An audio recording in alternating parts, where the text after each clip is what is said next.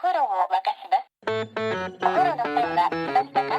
自動でお風呂の線が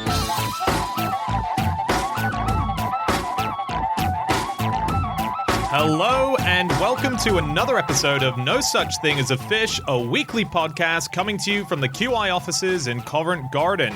My name is Dan Schreiber. I am sitting here with James Harkin, Anna Chazinski, and Andrew Huncham-Murray, and once again we have gathered around the microphones with our 4 favorite facts from the last 7 days, and in no particular order, here we go. Starting with you, James. Okay, my fact this week is that due to climate change, 9 out of the 21 cities that have hosted the Winter Olympics will be too warm to do so by 2050. I was glad to see that you put climate change in air quotes there, James, just for the listeners. So-called climate change. Yeah, sure they will. I did not do that, people at home. I wouldn't do that. But this is about the Winter Olympics, and I'm really excited because the opening ceremony is happening now as we're doing this podcast. Is it really? Just right now? Mm-hmm. And by the time this goes out, it'll be 1 week into the Olympics, and Britain will be top of the medals chart, probably. Ooh. Wow.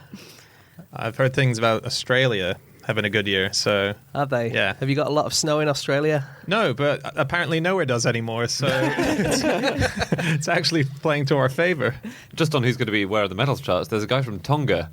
Have you heard of him? No. He's really good. His name, and I hope I pronounce it right, is Peter Taufatofua, and he tried to learn cross-country skiing in a year. He's the only Tongan athlete ever to have been in the Summer and the Winter Olympics.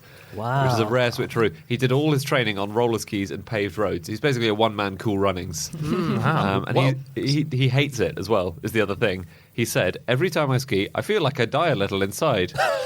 I still haven't had a race where I felt completely happy. Oh, no. So even though this, the climate is going to warm and it's going to be all ruined by 2050, at the moment, everyone's really whining about how cold it is, aren't they? In Pyeongchang, apparently, it's really absolutely freezing, but to an extent that people don't really like. So I think it's meant to be about -10, but the wind chill factor there, because it's so windy, brings it down to -25. Wow. And they're all tweeting that they can't do anything. And the Australian Olympic athlete called Lydia Lassila was asked to be flag bearer in the ceremony, and she said, it's too cold, it's bad for my knees, I'm not going to be flag bearer for my country, sorry. Wow. Is she going at all? Chilly. Yeah, she's going, but I she's just think saying... if you go to the Winter Olympics, you should know what you're letting yourself in for, which is that it's going to be cold. Just wear an extra jumper. You wear an extra jumper, yeah. Maybe bring some gloves. I have no sympathy. Pyeongchang is 700 metres above sea level.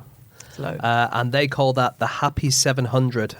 And they say that it's the optimal altitude for humans and animals to live. Really? Apparently. According to locals. It is the coldest place on Earth for its altitude. Is that right? Yeah. Wow. And I think is it kind of too cold for it? It doesn't snow very much, so it's very dry, and it's mostly using fake snow, I think. Well, this guy from Tonga is going to be right at home, isn't he? He's going to be the only guy who could do it. Yeah, they stockpile fake snow. Yeah. So in Sochi, when Sochi had the Winter Olympics, it was quite warm there. They had the opposite problem to what they have now. And they stockpiled 16 million cubic feet of snow just so that they could layer it properly and people could ski on it. Sochi's definitely one of these that will be too warm by 2050. In fact, it's probably too warm now.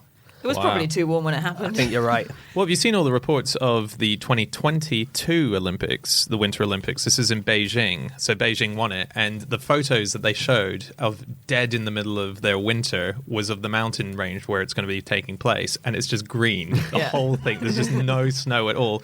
And so they're going to be using a lot of fake snow as well. And they won it off Almaty, which is Kazakhstan? Kazakhstan. Almaty in Kazakhstan. And their slogan to rub it in was keeping it real, because they were like, we've actually got snow for this Winter Olympics, and they still lost. Do you know in 1960, for the 1960 Winter Olympics, one of the cities that bid was Karachi in Pakistan? Wow. So they do have Himalayas there, I guess. Not in Karachi, actually. Right, they do have it in the north of the country, but they don't have it there. They have no traditions of any winter sports. It's a tropical city on the Arabian Sea, and the coldest temperature it has ever had in its entire history is 0 degrees. It's never, ever gone below 0. Wow. They didn't win. That's the thing about China, though, is that there's no tradition of skiing there. And as a result, China has, with classic Chinese efficiency, just said, right, everyone is going to learn to ski now. So they've created 800 ski resorts, and they want, in the next 4 years, to get 300 million people skiing. Do you know China has more statues of footballers, soccer players, than any other country apart from Britain. Does it really? Yeah, just Of Chinese footballers? Or I think they're mostly not Chinese footballers. Yeah, it'll be Why? mainly British ones, won't it? Or Europeans, yeah, or Brazilians. Why do they do that? Because they like statues. Yeah. And they like football. Fair enough. So they've taken Story two things. Story they checks like. out. Did you hear about the Norwegian team at the Winter Olympics this year? No. No. Every team, apparently, I didn't know this, they take their own chefs to cook for you. And the Norwegian team chefs ordered for the team's feeding for the next fortnight 1,500 eggs from a Korean delivery service. Unfortunately, they made a slight mistake in translation and they got 15,000 eggs delivered to them. Wow. Yeah. I've done that on Ocado before. They said, yeah, the truck arrived and they just kept bringing eggs in. And basically, they got half a lorry full of eggs. Wow. What are they going to do with them? Well, what's funny is I did find this story actually, and there's a quote where everyone's trying to make a massive story out of it, but all the quotes that they come back with are just like, look, they'll probably use them, I guess. I don't know. Maybe the people that supplied them will take them back. I don't know. It's not a big issue. No one cares. Come on, give us something. I bet the people who had to heave the eggs all the way inside and then were told to remove them again care quite a lot. Yeah, Dan, it's a big story for those guys. Yeah. Sorry. Think Crushing about the fact. Think about the poor delivery guys.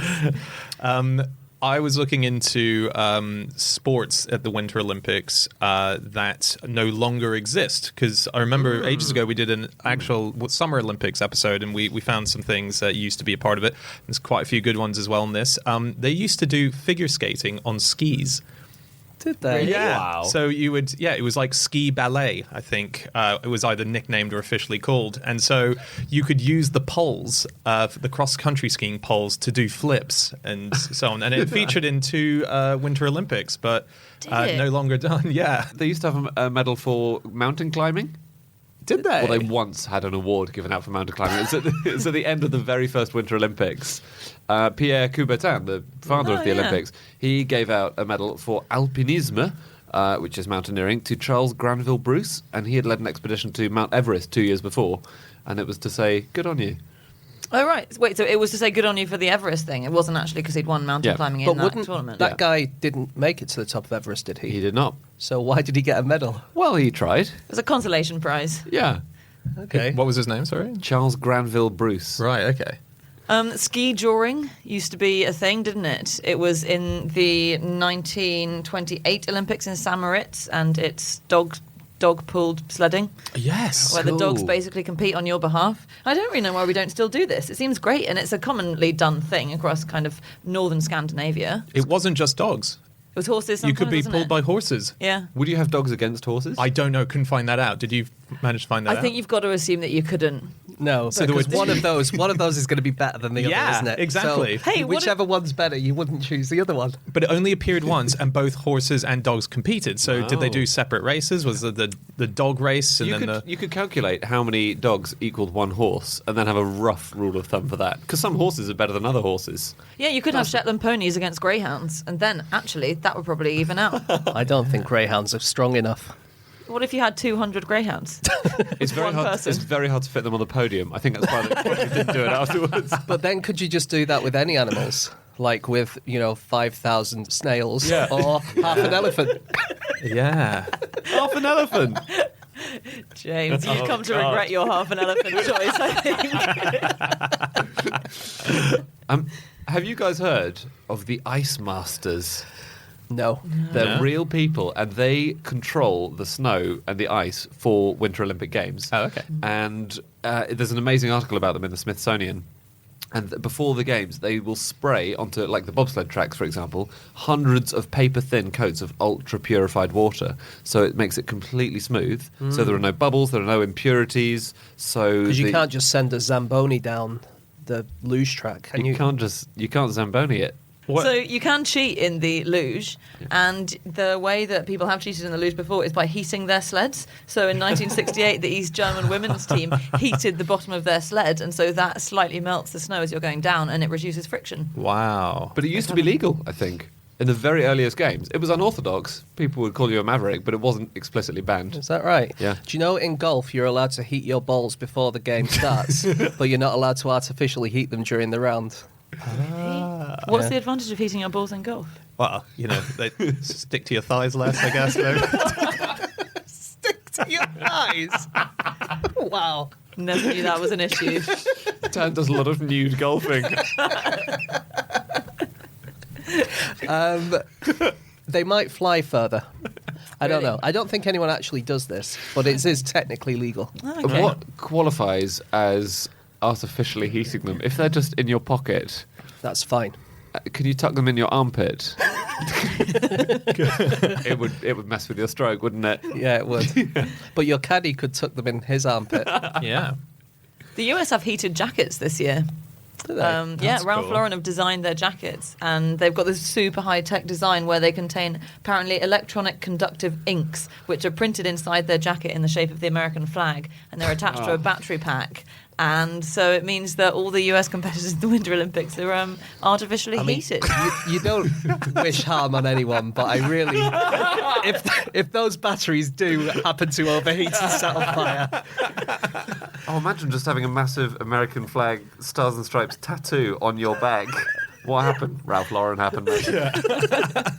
That's quite nice, though, because if everyone's outside having a ciggy, can everyone just gather around the Americans to get heat off them? I'm not sure during the Winter Olympics everyone goes outside for a singing. You know Eddie the Eagle? Yes. Yeah. Our British celebrity who competed in the 1988 Olympics, for anyone who doesn't know, and he was the only ski jumper to have competed for the UK, and he was terrible. He meant they had to change the rules of the Olympics to make sure such terrible people couldn't qualify in future. But he was a plasterer when he entered, and he still works as a plasterer in Stroud, Cool. which I just find so weird. He's such a known name to everyone in Britain. Yeah. He's just hanging out in Stroud being a plasterer. Must be weird to have a life where you're just a plasterer all the time, and then just for 2 months you're the most famous person in the whole of Britain, and you go Yeah. to the Olympics, and then you're a plasterer again. So bizarre. So when they made that movie of him, do you think he arrived at the cinema thinking, finally, my plastering career is going to see its... Oh, what? They picked that one event? Okay, it is time for fact number 2, and that is Jasinski. My fact this week is that Canada has a strategic maple syrup reserve, and in 2012, a quarter of the maple syrup in it was stolen. And I love this. I only just found out about this, but this is in Quebec. So Canada taps 75% at least of the global supply of maple syrup.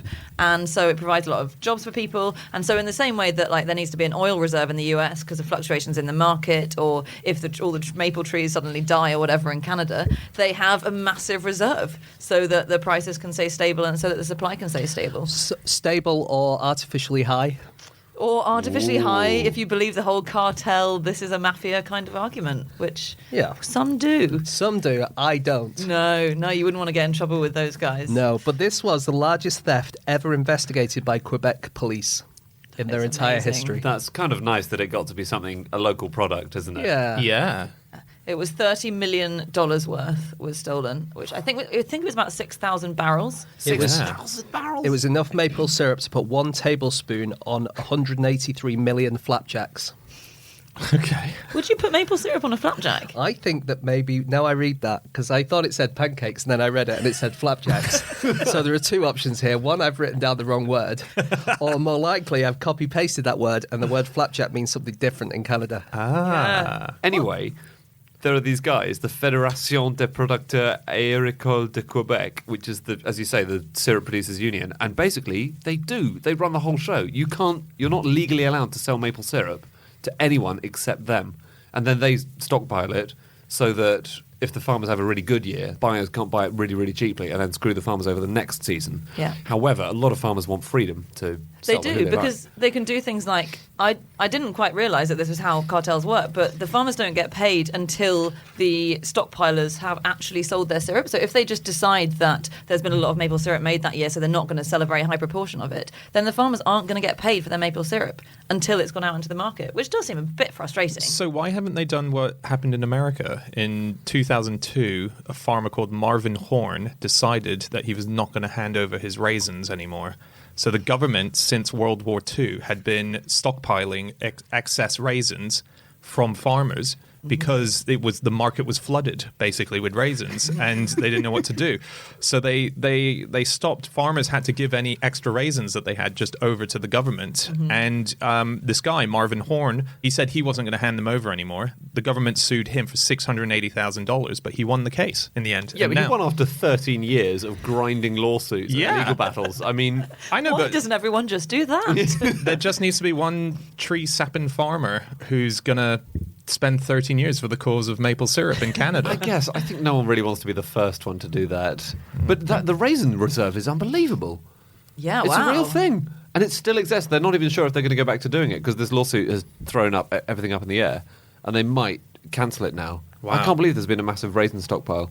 Well, this is why this huge theft of all the maple syrup happened as well. It's groups who are kind of objecting to this mafia-like hold they have over the market. And it's discovered in July 2012 when they just did a routine check of this massive reserve, and they realised that one of the barrels kind of tipped over too easily, and they looked inside it and they realised it was empty. And then they inspected all the barrels, and loads of them were filled with water.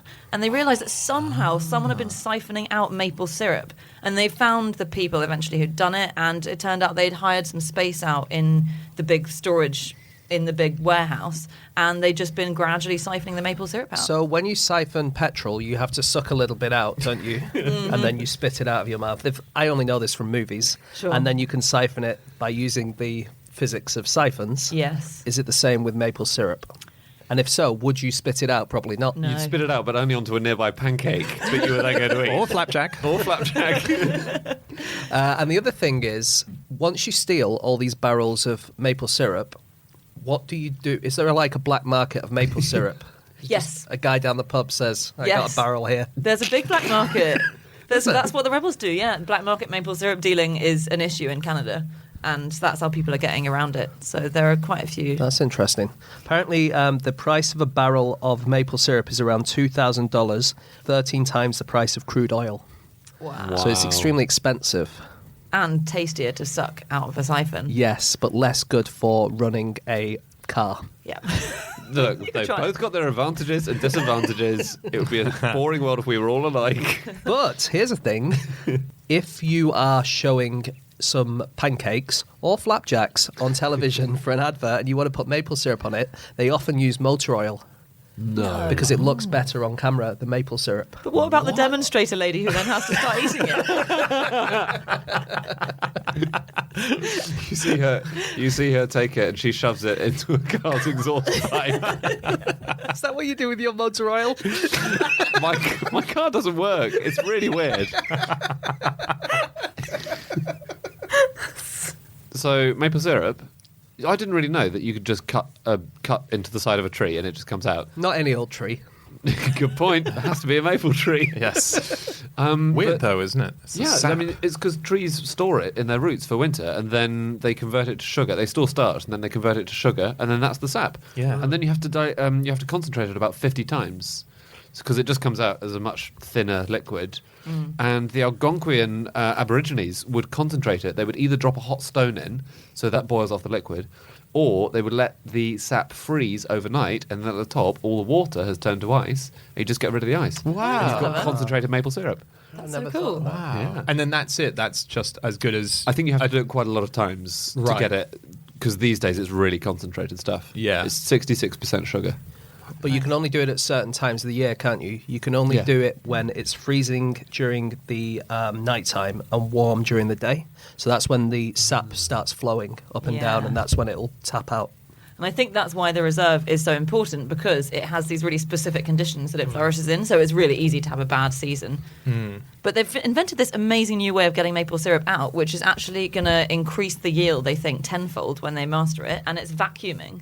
So what they've done is they've attached vacuums to these maple trees, and then they connect all the vacuums with a pipe, and it sucks the syrup out. But it's incredible. It literally sucks the sugar almost straight up out of the ground. So someone described it as wow. being like a sugar straw. So it basically is a way of sucking all the stuff out of the ground, and then the tree turns it kind of into the syrup that you want on the way up, and then you can dump it in your big vat. Feels very unnatural, that to me.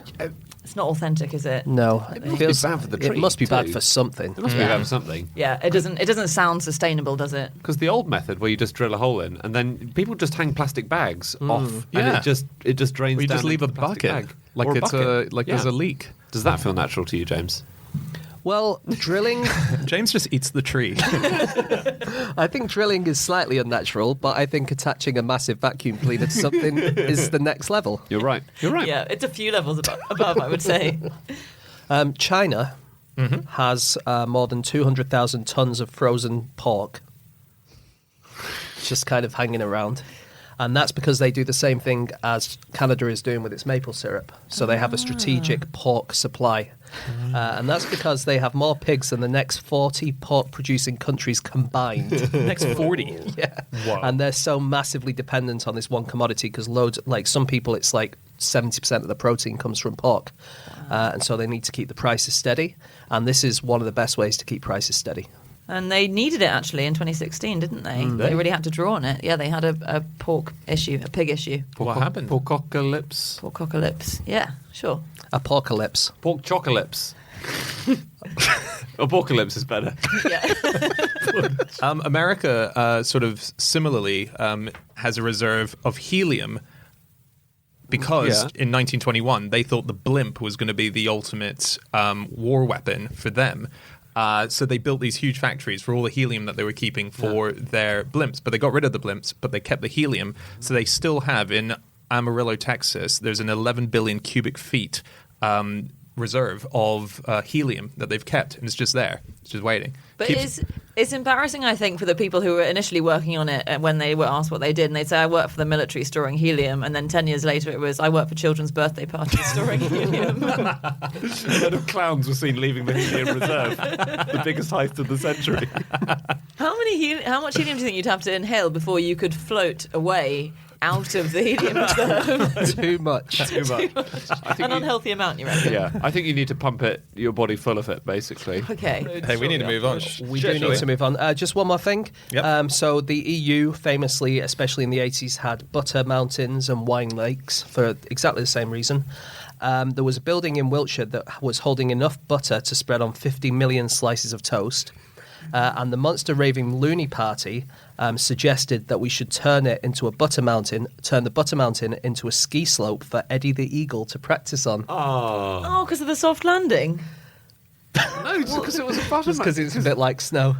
Because it's a mountain, a bit like snow, and he needed somewhere to practice. Yeah, but I just also think that butter would be a really nice substance to fall on. Don't try and impose logic on the Monster Raving Loony Party's policy platform.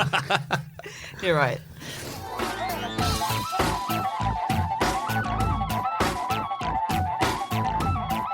Okay, it is time for fact number 3, and that is Andy.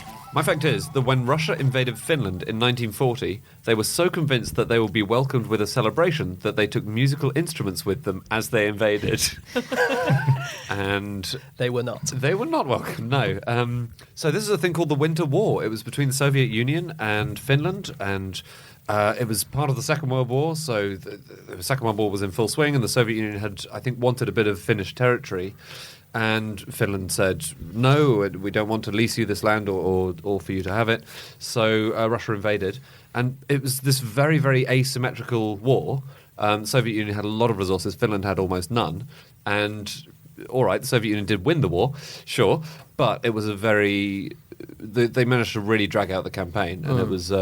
And they lost way more people, so I think they lost 5 times as many troops in the Winter War, didn't they? The Soviet Union did. Yeah, the Soviet Union. And it was a disaster for them. It was one of those wars that they officially won it, because in the end, Finland had to cede this bit of land that they wanted, but it was a disaster because they hadn't expected it to be so rough. Which is weird, because the main thing they weren't expecting, according to all accounts, was the terrible weather and the freezing cold. Yeah. But you would have thought, I mean, that's what the problem everyone else stumbled into when invading Russia. So you would have thought the Russians would know and be prepared. Well, they probably thought, like a Winter Olympian, I know cold. How cold's that going to be?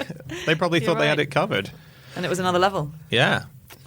I was reading into the Winter War, knew nothing about it, and when you do this kind of research, your eyes get sort of caught by things like Sausage War, and you think, oh, that's going to be funny, and it's not, because it's war. And it basically what it was is the Soviets had managed to get into Finnish enemy lines and snuck up on them from behind. And so they caught them completely off guard, and they were taking out a lot of their troops as they were heading towards their camp. But from the direction they came, they arrived at the bit of camp where the chefs had just been making a massive meal for all of the troops. So it was a ginormous tent full of just freshly made sausages. And these poor soldiers who'd been starved and were freezing were so taken by the smell and the fact that they'd not eaten that they just went in and they ate all of the sausages. And while that was happening, the Finnish troops were able to regroup and get back in time to defend it. So no one officially, I think, won it necessarily. It's just a little episode in the... I think the Soviets got completely routed, didn't they? Yeah. That is quite funny. They kind of lost because they were too busy munging sausages. Yeah, I know. Not a war, though. It's a skirmish. It's a sausage skirmish. Sausage skirmish, yeah. Do you know that the Finnish had saunas on the front line? No. Get out. They took every Finnish soldier for every 2 or 3 days was allowed to go to one of the saunas. Who had to carry the saunas with them as they were advancing? So they had a few mobile saunas, which I guess probably on wheels. I'm guessing about that, or skis. Yeah. And they also utilised the saunas in villages around Finland. Cool. And it was really good, not just because it was saunas and Finnish people love saunas, but also because it prevented frostbite and it helped kill bacteria. So they didn't have nearly as many problems medically as the Russians did for that reason. Clever. That's very good. It was a guerrilla war, basically. Yes. And they took advantage of the fact, like in loads of guerrilla wars, the infrastructure wasn't really there. So there were very few roads into Finland, and either side of the roads that you had were incredibly thick forest. So you would have a column of tanks, and you might mine the road. So then the tanks have to stop because one of the front one has been damaged. And then from that point on, the Finns just kind of appeared through the woodlands and constantly, harassed the Soviet troops. On skis, mostly. On skis. And they were much better skiers because they had trained to ski because they didn't have this infrastructure at all. So that's the only way you could get through. So I think the Soviets were just taught to wear skis, stand up, fire a gun, whereas the Finns could actually dart about. And the Soviet skis were just kind of ones that they kind of cobbled together, whereas the Finnish people were all using their own skis. And so the Soviet skis were so bad that when the Finnish kind of captured them, they just were no use and they just used them for firewood. Oh, really? Wow. And at the Winter Olympics, people have been throwing away their skis, haven't they? Have they? Yeah. Oh, yeah, because it's too cold. It's so cold, apparently, that the first time you try skis on practice runs, one of the coaches said that they just turn to garbage, the skis, because they get damaged by it being too cold. It warps, so the snow adheres, I think, and then it's too cold and it warps the ski. Wow. Yeah. I was just looking at wars where people have had way too high expectations that have turned out to be wrong. So these guys in Finland, they had this band because they really thought that they'd got the victory. Yeah. And similarly, in the Boer War, I was reading about when British soldiers in the Second Boer War they mounted this to this really good strategic point called Sion Kop, and it was this hill, and they got up quite easily, and they realised there were very few casualties, and they were fighting the Boers on all sides. They made it to the top of this hill, and it was brilliant, and they thought, we've achieved this massive victory, we're going to be fine. The leader of those troops sent a message back to the general saying he could expect his position to be held until doomsday against all comers, because they were at the peak of this really important hill, and they dug trenches in, planned to stay there. So that was in the evening, and there was a big fog hanging over them. And the next morning, the fog lifted, and it was one of those things where you think it's the peak of a mountain, but then the fog lifts, and there's actually loads more peaks around you. And the fog lifted, and there were 3 more peaks on all sides, and all the Boers just sitting on them, waiting, looking down at them, going, "You bunch of idiots!" Oh, wow. Yeah. That is where the name of the Kop, Liverpool's football ground, one of the stands is called the Kop. Really? Because it was named after that. Because it was originally there. That's amazing, isn't it? A lot of stadiums were built around this time. Was it late 19th century, was it? Yes. And it was this was a slanted bit of land, and all these places where people were watching football from were slanted bits of land. So a few of them were named Kops, and Liverpool's the one that's kind of stuck around. Oh, wow. That's very interesting. Very interesting, yeah. Do you guys know about Simo Haiha, who I'm almost certain that's not how you pronounce his name. In fact, I'm going to come out and say it. That's not how you pronounce his name. He was Finnish.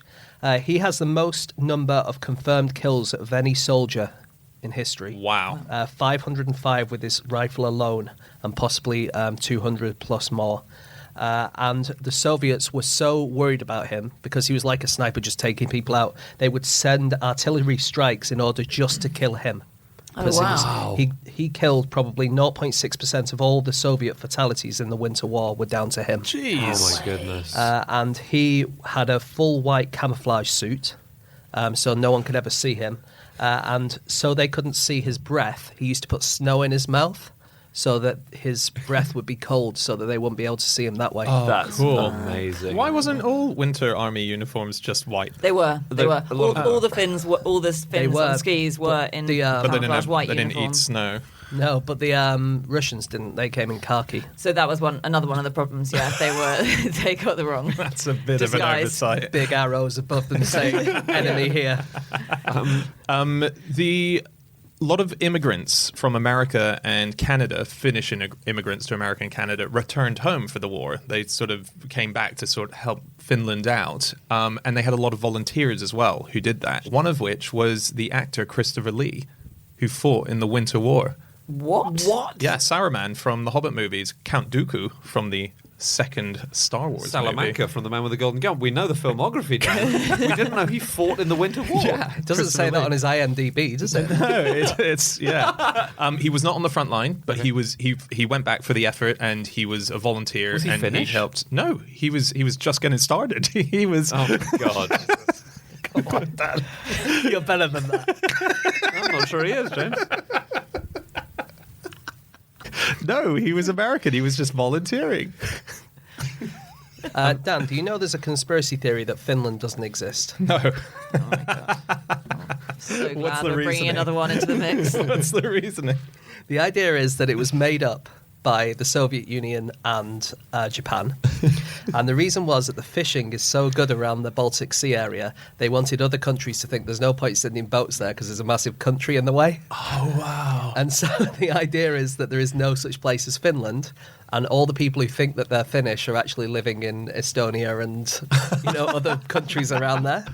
And according to the conspiracy theorists, the fact that it's called Finland is a clue because fish have fins. That's Very good. See? Yeah. built on solid reasoning. So who's buying all the saunas if it's not the Finns?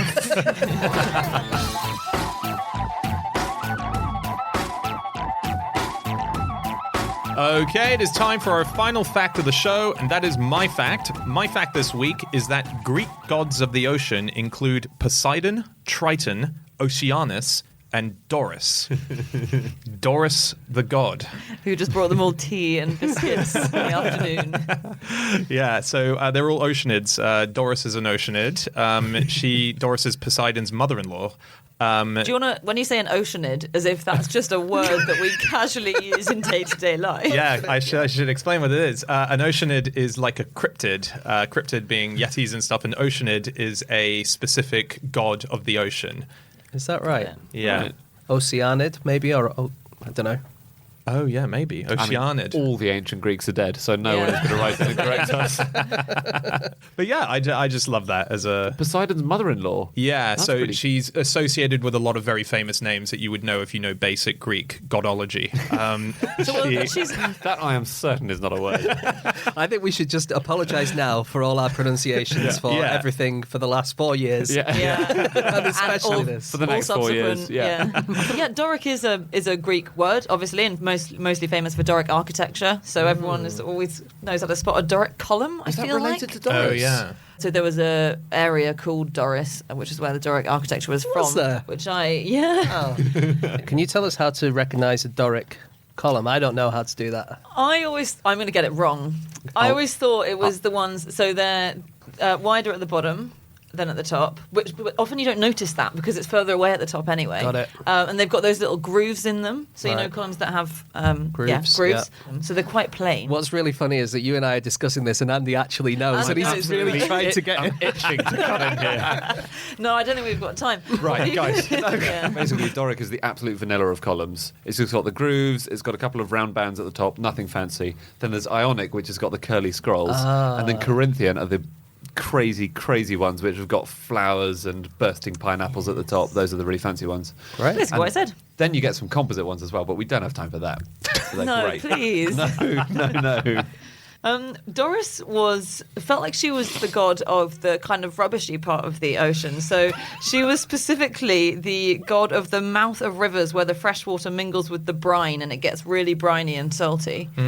So she was really just that specific part that she managed. Yeah. And she represented the fertility of the sea. That's So quite a good bit, I think. Yeah. It was a fishing ground. So if you're into fishing, it was like good. mangroves and stuff like that, right? Yeah. Yeah. It that does sounds feel right. a bit like she was at the back of the queue when the bits of the ocean were being handed out to all the gods. There was a god called Achelous who was the patron god of the Achelous River, and that was the largest river in ancient Greece, so that was quite important. But I like the thing about him was that he created the river by crying. He was the Justin Timberlake of his time, wasn't he? Cry Me a River. Yes. Good old school reference there. Come on, compared to ancient Greek gods. True. There are still loads of things today that are named after the gods. So Yeah. there was one article, you know Quartz.com, QZ? Yes. They're really good. There was an article all about hedge funds which are named after the gods. And it mentioned an analysis which found that if you add a word which conveys gravitas to the name of your big financial body, like Zeus or Ares or Poseidon or the Roman equivalents, Or Doris. I'm not sure about Doris. That's the thing. If you add a gravitas word, it adds $250,000 of income each year. Wow. But What? it also pointed out that almost all of these names are really badly chosen. So Hermes is chosen for loads of them. He was the god of swindlers. There's Medea, who murdered her ex-boyfriend's sons. There's Icarus, who famously flies too high and then crashes into the ocean. And then there's Tantalus, who is good because he's wealthy, but he also, when the gods visited him, he killed his own son and roasted him to impress the gods. So they punished him to eternal hunger and thirst. But they all have the odd skeleton in their closet, don't they, these gods? That's true. You know, they often do good stuff, but then they, eat their children or whatever. But there's always something for all of them. Yeah. It's Do you such a think- weird thing to do to impress someone is to roast and eat your own son. Just on names, I found that the eldest Cyclops of Gaia was called Bronte, and Bronte was for the thunder, god of the thunder. So you've got the Brontosaurus, or thunder lizard, which gets its name from the Brontes. There's a theory. Now, I'm getting this from Stephen Fry's Mythos book, and so this is a footnote, which is a theory he's putting forward that someone has come up with. The Bronte sisters are actually named after this Greek god, Bronte, and it's because their father was born Brunti, Brunty, but changed it to Bronte, either as a tribute to the classical Greek god or in honor of Admiral Nelson, who was made the Duke of Bronte. And that dukedom was located on the slopes of Etna, and that was believed to have been derived from the Cyclops name Bronte. So the Bronte sisters are possibly a tribute name to a Greek god. Really? That's very cool. That's pretty cool, eh? Some more gods from that big list on Wikipedia of gods. Yeah. Chiamaites is the demigod of the bean. Wow, not even the god of the bean. Ouch. Acratopotes is the god of unmixed wine and incontinence. And Harpocrates, I quite like him, he is the god of silence. And a lot of people thought that Harpo Marx got his name because he was always silent. But actually, he got his name because he played the harp. He played the harp. It's just a coincidence. There was a god called Anna Idea, and the Anna Idea was a spirit of ruthlessness, Yeah, I condone Ooh. that. shamelessness, and unforgivingness. Oh, that does sound a bit harsh. Do you know Cardea, who's the Roman goddess of door hinges? Cool. Quite a low rung. Well, no, it's interesting. I wouldn't have known they had hinges back then. I just think the doors opened. they've Did got they doors. have doors? Okay. Well done, Greeks. He was Roman. Oh, it's Roman. Sorry, Roman. He was Roman, yeah. Right. I think also the Greeks might have had hinges on doors. We don't know that. It's so annoying because I can't prove to you that we do know that in the moment. I think we do know that. That must be annoying. There are still people who worship the ancient Greek gods. Are there? Not many. No. I'll say that. But in Greece, in 2006, a court in Athens officially unbanned their worship. But there are only about 2,000 worshippers. And the story in The Guardian quoted a Christian priest in Greece who said, "They are a handful of miserable resuscitators of a degenerate dead religion who wish to return to the monstrous dark delusions of the past." Ah, That's harsh for what is just a bunch of harmless eccentrics, isn't it? I I think think so. so. Do you know the word atheos, where we get atheism, comes from without God or God forsaken or abandoned by God? That's what it originally meant. And we got the word from the French, and in English it predates the word theism by over 100 years. So atheism was the first thing, and then we got theism afterwards. Oh, wow. Oh, that's interesting. That is interesting. That is it's absolutely the opposite of what I thought would have been. I think that's why. Do you know? I think that's why he's mentioned it. If all my facts were exactly what you thought they were going to be, then this would be a very boring podcast. Well, maybe you finally said something I didn't know, James.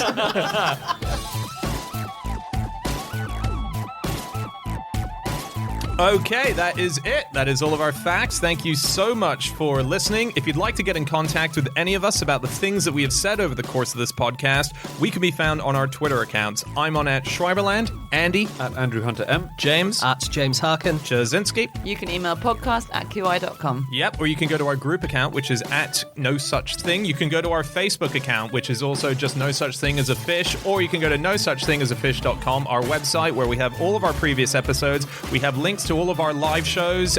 There's also a link to our book. There's links to many things. Go check it out. It's a fun page. Okay, we'll be back again next week with another episode. We'll see you then. Goodbye.